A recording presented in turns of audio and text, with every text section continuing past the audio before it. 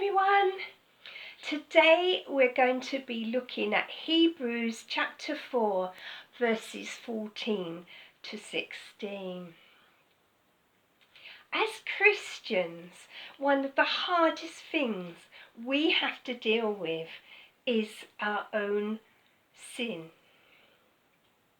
Why? Because most of the time sin masquerades as something fun and to be enjoyed.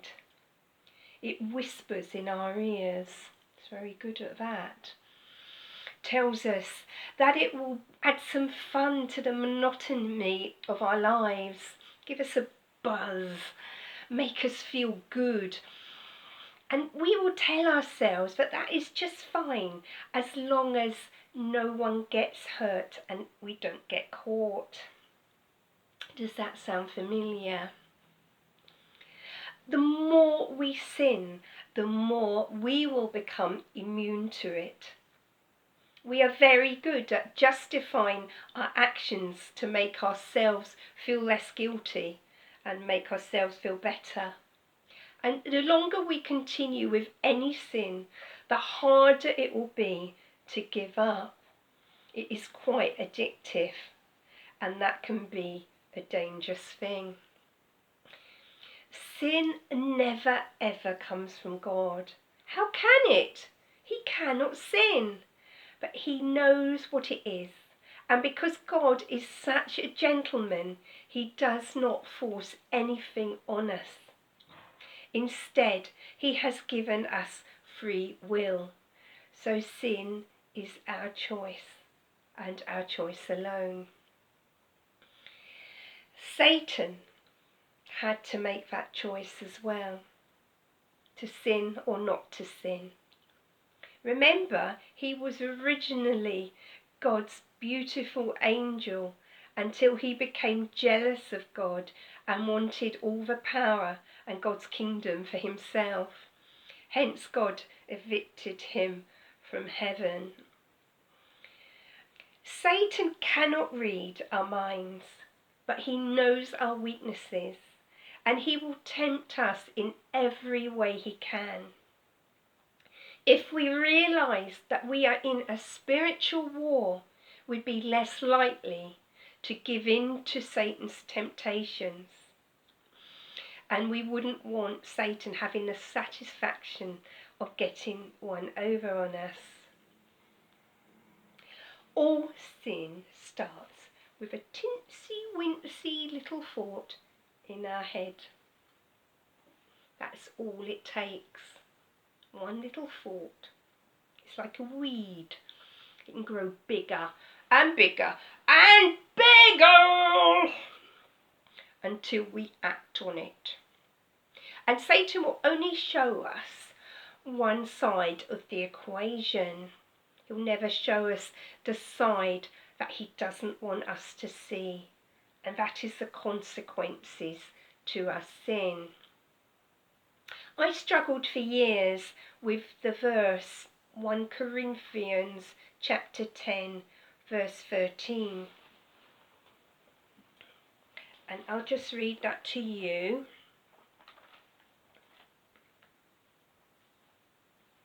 Where am I? Here we go. But remember that the temptations that come into your life are no different from what others experience. And God is faithful. He will keep the temptation from becoming so strong that you can't stand up against it. When you are tempted, he will show you a way out, so that you will not give in to it. Now, Michele here thought, well, that's not true. That really isn't. And I think that verse is greatly misunderstood, because it certainly didn't work for me. But you know what? This book, the problem's not with this book. This book doesn't lie, okay? The problem might be how we misinterpret some of the verses, and it was in my case, okay? because I really struggled. Like, yeah, I can't get through this. I am tempted, and God hasn't got me out of it. Okay, so I've gone down the wrong road, and we don't need to hear about all that, I can tell you. Anyway, didn't keep me on the right track, and it didn't make me miraculously good either. But then I discovered why, okay? I didn't want to change my ways. I wanted my cake and eat it. And I was falling for sin left, right and centre, because my heart didn't really want to change anything. I wanted to carry on in the way I was carrying on. And it wasn't a nice way, and it wasn't a good way, and I'm pretty ashamed of it. Okay, I wanted an easy way out without any effort on my part. But once I made the decision to turn my life around and do my best, my very best now, to become the woman that God wanted me to be, then I got all the protection from God that I needed. And I can now understand that verse perfectly.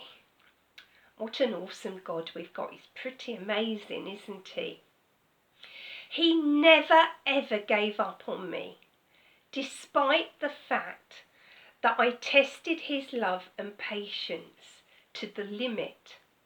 And to be honest with you, I probably still do, because I'm still me, and I'm not perfect. Oh, poor God, I tell you, he had his work cut out trying to sort me out. But if he can sort me out, he can sort you out. I promise you that one. He's got the patience for me. He's got patience for everyone and anyone. Doesn't matter who you are. Anyway, when you decide to live God's way and to follow the right path, he will step in and rescue you, and I can promise you that. That verse I have just read you is absolutely correct, but you've got to do your part in it, okay? He's got to know you are serious about wanting to change.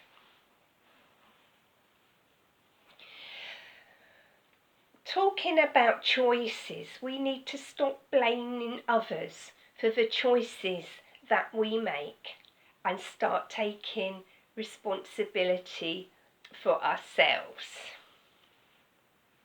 And now I'm going to read Hebrews 4, chapters 14 to 16. That is why we have a great high priest who has gone to heaven, Jesus, the Son of God. Let us cling to him and never stop trusting him. This high priest of ours understands our weaknesses, for he faced all the same temptations we do, yet he did not sin. So let us come boldly to the throne of our gracious God. There we will receive his mercy, and we will find grace to help us when we need it.